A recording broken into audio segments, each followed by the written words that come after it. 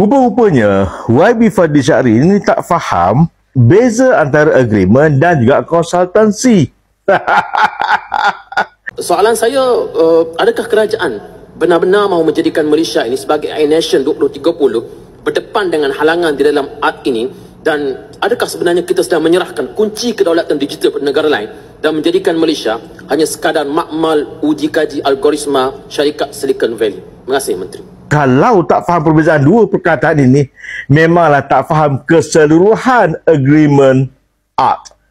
Nampak? Saya minta Pak Semas baca baik-baik. Ya, baca baik-baik artikel-artikel yang berkaitan itu. Persetujuan itu lain, konsult itu lain. Ini perkataan yang sangat basic.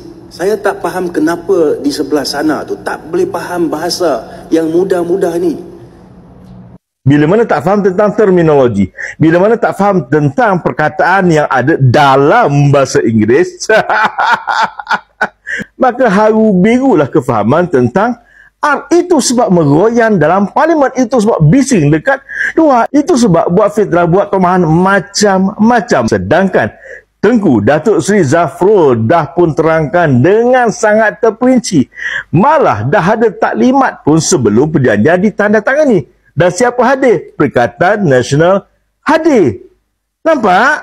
Tiga perkara kita nak kena ingat betul-betul agar faham tentang art. Yang pertama, dia bukan perjanjian politik. No. Yang kedua, dia bukan perjanjian berkaitan tentang tentera. Ini yang macam mengarut pasal general daripada Thailand itu. Yang ketiga, ianya bukan perjanjian yang menjual kedaulatan negara. No. Ini perjanjian art ini hanya berkait rapat dengan perniagaan, berkait rapat dengan timbal balas penurunan tarif daripada 25% kepada 19%. Itu saja.